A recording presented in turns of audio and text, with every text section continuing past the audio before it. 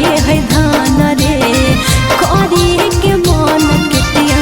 राजा निरंजन रे इतना झमकोई भीता देहिया के जैतो सभे पानी झरी इतना झमकोई भीता देहिया के जैतो सभे पानी झरी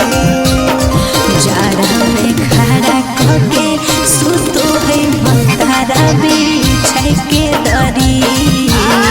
जाड़ा में खड़ा करके सुतो है भतारा बिछाई के दरी।